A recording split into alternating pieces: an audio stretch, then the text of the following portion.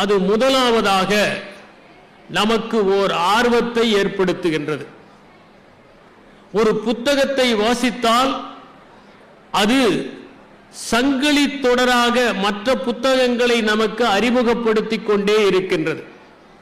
ஒரு சிறந்த புத்தகம் எண்ணற்ற புத்தகங்களை மேற்கோள் காட்டுகிற போது அந்த புத்தகங்களை எல்லாம் வாசிக்க வேண்டும் என்கிற எண்ணம் ஏற்பட்டு அதற்கு பிறகு அந்த புத்தகங்களை தேடி துடாவி துடாவி படிக்கிற போது நாம் அறிவின் பூங்காவில் அடியெடுத்து வைக்கின்றோம்.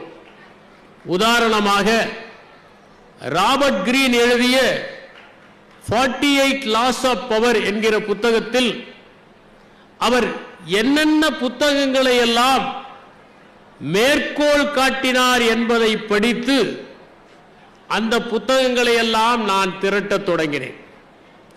அந்த 48வது அதிகாரத்திற்கான சட்டங்கள் என்கின்ற அந்த புத்தகத்தில் ஒரு மேற்கோள் வரும். ஒருவன் சிறந்த மன்னனாக இருக்கிறான், அவனுக்கு ஒரு எதிரி. ஒரு நாள் அவன் எதிரியை அவன் எதிர்கொண்ட போது அவன் இவனை ஏளனப்படுத்துகிறான்.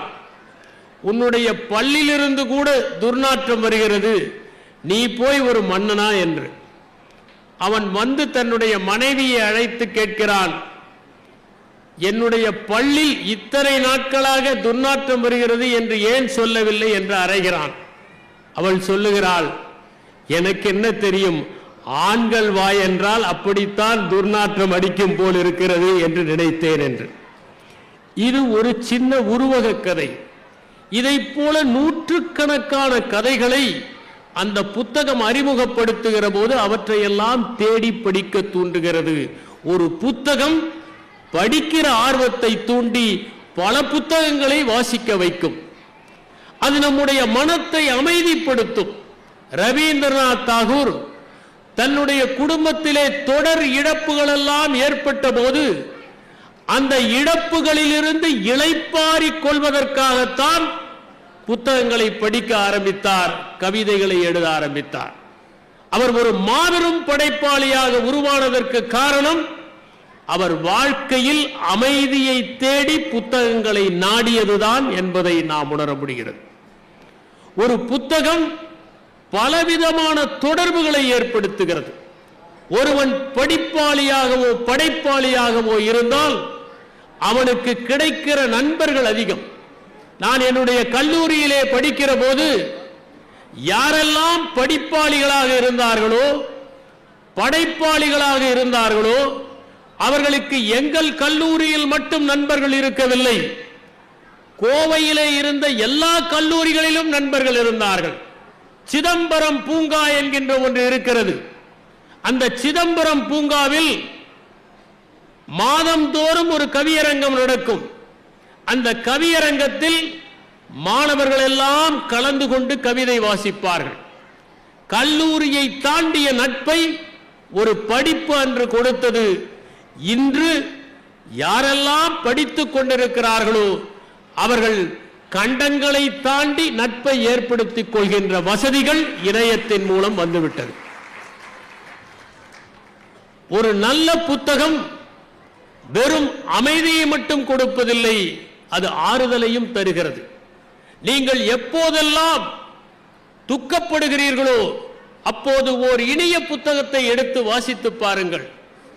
அது உங்களை அந்த இடத்திலிருந்து கடத்தி ஒரு நந்தவனத்திற்கோ கடற்கரைக்கோ மலைச்சாரலுக்கோ சில நேரங்களில் நாம் காணாத உலகத்திற்கோ அழைத்து சென்று நம்முடைய தலையை தடவி நம்மை வசதிப்படுத்துகிறது. ஒரு நல்ல புத்தகம் எப்போதுமே நமக்கு மகிழ்ச்சியை தருவதாகவும் இனிமையை தருவதாகவும் இருக்கிறது. ஒரு நல்ல புத்தகம் நமக்குள் ஒளிந்து கொண்டிருக்கும் கருணையை ஒளிர்ந்து வெளிவரச் செய்கிறது. தமிழகத்திலே ஒரு காலத்தில் மனிதனை மனிதன் இழுக்கின்ற ரிக்ஷா வண்டிகள் இருந்தன. 4-5 பேர் அமர்ந்தால் அவர்களை இழுக்கிறவர்கள் இருப்பார்கள். அந்த எளிய மக்கள் எலும்பு தெரிய தசைகள் எல்லாம் உருக தன்னை வருத்தி கொண்டு தனக்கு கிடைக்கின்ற அந்த பணத்திற்காக 4 பேரை 2 பேரை 3 பேரை இழுத்து கொண்டு போகின்ற பரிதாபமான காட்சி 50-60 ஆண்டுகளுக்கு முன்னால் இருந்தது. அதை பற்றி எழுத்தாளர் ஜெயகாந்தன் எழுதியிருந்தார். அந்த மனிதனை மனிதன் இழுக்கிற ரிக்ஷா தமிழ்நாட்டில் முதலாக ஒழிக்கப்பட்டது.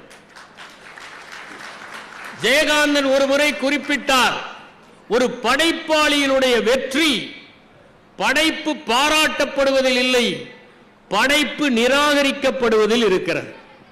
இன்று இருக்கிற இளைஞர்கள் அதை படித்தால் இந்த கதைக்கும் நமக்கும் தொடர்பே இல்லையே, இப்போது யார் இருக்கிறார்கள் என்றுதான் சொல்வார்கள். அந்த படைப்பை காலம் நிராகரிக்கின்ற அளவிற்கு மனிதர்கள் நடந்து கொண்டால் அதுதான் அந்த படைப்பிற்கு கிடைக்கின்ற வெற்றி. தோட்டியின் மகன் என்கின்ற ஒரு புத்தகம் தகழி சிவசங்கரன் பிள்ளை எழுதியது. சுந்தரம் ராமசாமி அதை மொழிபெயர்த்திருப்பார். அதை நீங்கள் படித்தால் 2 நாட்களுக்கு உங்களுக்கு உணவு உள்ளே செல்லாது. ஒரு எளிய மனிதன், ஒரு தோட்டி தன் மகன் படித்து படித்து வாழ்க்கையிலே முன்னேற வேண்டும் என்று ஆசைப்படுகிறான். ஆனால் அவனுடைய மகன் படிக்க முடியவில்லை. அந்த நேரத்தில் பெரியம்மை வந்து அந்த ஊரே சுருண்டு விடுகிறது. தந்தை இறந்து விடுகிறான், மகன் அதே வேலைக்கு செல்கிறான். இந்த சோகத்தை தகழி சிவசங்கரன் பிள்ளை சொல்லி இருக்கிற விதத்தை பார்த்து படித்தால் நான் சொல்லுகிறேன், நீங்கள் எங்கே ஒரு தூய்மை பணியாளரை பார்த்தாலும் ஒரு நிமிடம் நின்று அவர்களுக்கு வணக்கம் செலுத்துவீர்கள். அதனுடைய அடிப்படையில் தான் மேரி என்கிற பெண்மணி, அவள் ஒரு தூய்மை பணியாளராக பணியாற்றிக் கொண்டிருக்கின்றார். அந்த தூய்மை பணியாளர் ஒரு நாள் தூய்மை பணியை செய்கிற போது ஒரு தங்க கட்டியை காண்கிறார். அந்த தங்க கட்டியை தூய்மை பணியாளர், வறுமையிலே வாடுபவர், தான் கையகப்படுத்த வேண்டும் என்று நினைக்கவில்லை, உரியவரிடம் கொண்டு போய் சேர்க்கிறார். ஏனென்றால் அந்த தங்கத்தை விட மேன்மையான தங்கமாக அந்த மேரி இருந்ததா. இதை பதிவு செய்கிற போதுதான் அந்த படைப்பு அனைவரிடமும் கருணையை ஏற்படுத்துகிற படைப்பாக மாறும். அதுதான் படைப்பினுடைய சக்தி. புத்தகங்கள் நம்மை காட்சிப்படுத்த தூண்டுகின்றன. நீங்கள் ஓர் அருவியை பற்றி படித்தால் உடனடியாக இந்த அருவியை நீங்கள் கற்பனை செய்கிறீர்கள். ஓர் அழகிய இளைஞன் என்றால் அந்த இளைஞனை கற்பனை செய்கிறீர்கள். ஒரு அடர்ந்த காடு என்று படித்தால் அந்த காட்டை கற்பனை செய்கிறீர்கள். இப்படி காட்சிப்படுத்துகிற திறமையை அந்த புத்தகம் கற்றுக் கொடுக்கிறது. அதன் மூலம் படிப்படியாக அந்த கற்பனைகள் வளர்ந்து நீங்களே ஒன்றை எழுதுவதற்கு உங்களுக்கு உந்து சக்தி கிடைக்கிறது. இது புத்தகத்தினுடைய நன்மை. எப்போதுமே நாம் ஒன்றை நினைத்துக் கொண்டிருப்போம், அதுதான் சரி என்று கருதுவோம். அதற்கு மறுபக்கத்தையும் நமக்கு சுட்டி காட்டுவதாக புத்தகங்கள் இருக்கின்றன. இப்படி புத்தகங்கள் தருகிற பயன்கள் ஏராளம். படிப்பவர்களை தூண்ட வேண்டும், படிப்பவர்கள் புத்தகங்களை வாங்க வேண்டும். வீடுகளை புத்தகங்களால் அலங்கரிக்கும் போதுதான் அது அழகான இல்லமாக மாறுகிறது என்கிற அடிப்படையில் புத்தக கண்காட்சிகளை எல்லா மாவட்டங்களிலும் நடத்தி வருகின்ற இந்த அமைப்புக்கு நான் என்னுடைய பாராட்டுகளை தெரிவித்துக் கொண்டு, பொங்கலுக்கு நீங்கள் கரும்பையும் பொங்கல் பானையையும் வாங்குவதைப் போல புத்தகங்களையும் வாங்கி செல்லுங்கள். ஏனென்றால் அது உங்களுக்கு மகிழ்ச்சியை நிரந்தரமாக பொங்க வைக்கும் என்கிற கருத்தையும் தெரிவித்துக் கொள்கின்றேன். இப்போது மனமுறிவும் என்கிற தலைப்புக்கு வருகிறேன். என்னிடம் ஒருவர் கேட்டார், மனமுறிவு என்று கேட்கிறீர்களே, பேசப் போகிறீர்களே, இரண்டுக்கும் என்ன பொதுத்தன்மை என்றார். இரண்டுக்கும் சுழி சரியாக இருக்க வேண்டும் என்று நான் சொன்னேன். அண்மையிலே தினத்தந்தி நாளிதழிலே தலைப்புச் செய்தி ஒன்றை படித்தேன். தமிழ்நாட்டில் மனமுறிவு ஏற்படுகிற நிகழ்வுகள் கடந்த 10 ஆண்டுகளில் 3 மடங்காக அதிகரித்திருக்கின்றன. குடும்ப நல நீதிமன்றங்களில் 33,000 வழக்குகள் தேங்கி இருக்கின்றன. அதிலும் சென்னையில் 2014ஆம் ஆண்டு 2000க்கும் குறைவான வழக்குகள் தான் இருந்தன. இப்போது அது 5000ற்கு மேல் அதிகமாகிவிட்டது என்கின்ற குறிப்பு இருந்தது. இந்த குடும்ப நல நீதிமன்றங்களில் நாளுக்கு நாள் விவாகரத்து கேட்டு வழக்குகள் பதிவு செய்யப்படுகின்ற எண்ணிக்கை அதிகரித்துக் கொண்டே இருக்கிறது என்பதை அந்த நாளிதழ் தலைப்புச் செய்தியாக வெளியிட்டிருந்தது. உலகத்திலேயே அதிகமான மனமுறிவுகள் நடக்கின்ற நாடு மாலத்தீவு.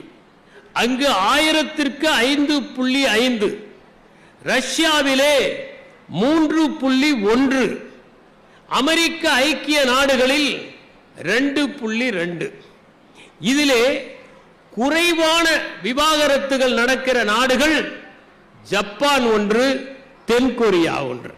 ஏனென்றால் இந்த நாடுகளில் குடும்பம் என்கின்ற அமைப்பு உறுதியாக இருக்கின்ற காரணத்தால் இங்கு மனமுறிவுகள் குறைவாக நடக்கின்றன. இதை காட்டிலும் உலகத்திலேயே குறைவாக விவாகரத்து நடக்கின்ற நாடு என்று பார்த்தால் அது வியட்நாம். அங்கே 10,000ற்கு 2 தான் நடக்கின்றது. லத்தீன் அமெரிக்க நாடுகளில் 10,000ற்கு 7லிருந்து 15 தான் நடக்கின்றன. இங்கெல்லாம் குடும்பம் என்கின்ற அமைப்பும் அந்த குடும்பத்தில் கணவன் மனைவி ஆகிய இருவரும் ஒன்றாக இருக்க வேண்டும் என்கின்ற அந்த நிர்பந்தமும் உறுதியாக இருக்கின்ற காரணத்தால் மற்ற நாடுகளில் 1000ற்கு 5.5 என்று இருக்கிற போது இங்கே 10,000ற்கே குறைவாகத்தான் விவாகரத்துகள் நடக்கின்றன. இந்தியாவை பொறுத்தவரை அதிகமான விவாகரத்து நடக்கின்ற மாநிலம் மகாராஷ்டிரா, அடுத்ததாக கர்நாடகா, அடுத்ததாக உத்தரப்பிரதேசம், அடுத்ததாக மேற்கு வங்காளம், அடுத்ததாக டெல்லி, 6வது இடத்தில் தமிழ்நாடு. தமிழ்நாடு இந்த 6வது இடத்திலிருந்து முதலிடத்திற்கு போய்விடக்கூடாது என்பதற்காகத்தான் இன்று இந்த தலைப்பு. திரு ஆவுடைப்பன் அவர்கள் ஒரு தகவலை சொன்னார். திருமணமாகி 2-3 ஆண்டுகள் கழித்து ஆகிற விவாகரத்துகள் குறைவாக இருக்கின்றன என்று அவர் குறிப்பிட்டார். இதெல்லாம் 30 ஆண்டுகளுக்கு முன்பாக. இப்போது விவரத்தை பார்த்தால் 18லிருந்து 25 வயது வரை ஆகிற விவாகரத்துகள் வெறும் 35%. ஆனால் 25லிருந்து 35 வயது வரை ஆகிற விவாகரத்துகளின் சதவிகிதம் 50. 50ற்கு பிறகு 15% குறைந்து இருக்கிறது. எனவே அதிகமாவது 25 வயதிலிருந்து 35 வயது வரைதான் 50% விவாகரத்துகள் அந்த சமயத்தில் தான் நடக்கின்றன. அரசியல் செய்திகளை முதல் பக்கத்தில் வெளியிடாமல் சமூகத்தின் பிரச்சனையாக இருக்கின்ற இந்த விவாகரத்துகளை பற்றி ஒரு நாளிதழ் வெளியிட்டிருப்பது பாராட்டுதற்குரியது, மக்களின் கவனத்தை ஈர்ப்பது. திருமணத்தை பொறுத்தவரை இன்று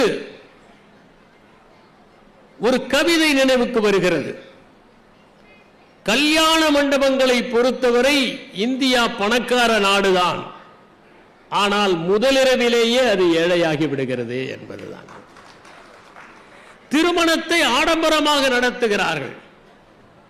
5000 பேரை அழைத்து தங்களுடைய அந்தஸ்தை காட்ட வேண்டும் என்று விரும்புகிறார்கள். பலரும் வருவதை பார்த்து பரவசப்படுகிறார்கள். உறவினர்களை நண்பர்களை அழைப்பதோடு இல்லை, ஒரு முறை பார்த்தவர்களையும் அழைக்கிறார்கள். அங்கே திருப்பதியை விட நீளமான வரிசை இருக்கிறது. அதிலே முட்டி மோதி மணமகன் மணமகள் தரிசனத்தை பெறுவது என்பது சிரமமாக இருக்கிறது. அருகில் செல்வது எல்லாம் ஒரு புகைப்படத்திற்கு செயற்கை புன்னகையை உதிர்ப்பதற்காகத்தான். அங்கே யாரும் வாழ்த்துவதும் இல்லை, யாரும் வாழ்த்தை கேட்பதும் இல்லை. புகைப்படம் எடுத்ததும் நம் பணி முடிந்து விட்டது. அங்கே பரிமாறப்படுகிற உணவு பதார்த்தங்கள் தொடர்பற்றதாக இருக்கின்றன. வட இந்திய உணவுகள், திடீரென தென்னிந்திய உணவுகள், திடீரென வெளிநாட்டு உணவுகள் என்று இலையிலே வரிசையாக வைத்துக் கொண்டே போகிறார்கள், யந்திரமயமாக. அவற்றில் வீணாபவை அதிகம். ஒரு திருமணம் நடத்துகிற பணத்தில் தமிழ்நாட்டில் 3 திருமணங்கள் நடத்தி விடலாம். அவ்வளவு விரயம் உணவில் மட்டும் ஆகிறது. அப்படி அவர்கள் நடத்துகின்ற திருமணம் 60 லட்சம் 70 லட்சம் ரூபாய் செலவு செய்து நடத்தப்படுகிறது. ஆனால் அடுத்த மாதமே அந்த திருமணம் முறிந்து விடுகிற நிகழ்வுகளை நான் கண்ணெதிரே பார்த்திருக்கிறேன். அந்த பெற்றோருக்கு எவ்வளவு பெரிய வேதனை இருக்கும், எவ்வளவு செலவு செய்து நாம் இந்த திருமணத்தை நடத்தினோம், இது முறிந்து விட்டதே என்கின்ற வருத்தமும் வேதனையும் கவலையும் கண்ணீரும் அவர்கள் இதயத்தை பிழிந்து விடாதா என்பதை சிந்தித்து பார்க்க வேண்டும். இன்றைய இளம் தலைமுறையினர் திருமணம் என்பது தங்களுடைய வாழ்க்கையில் மட்டுமல்ல, இந்த சமுதாய நிகழ்வுகளிலேயே ஓர் முக்கியமானது என்பதை உணர்ந்து கொள்ள வேண்டும்.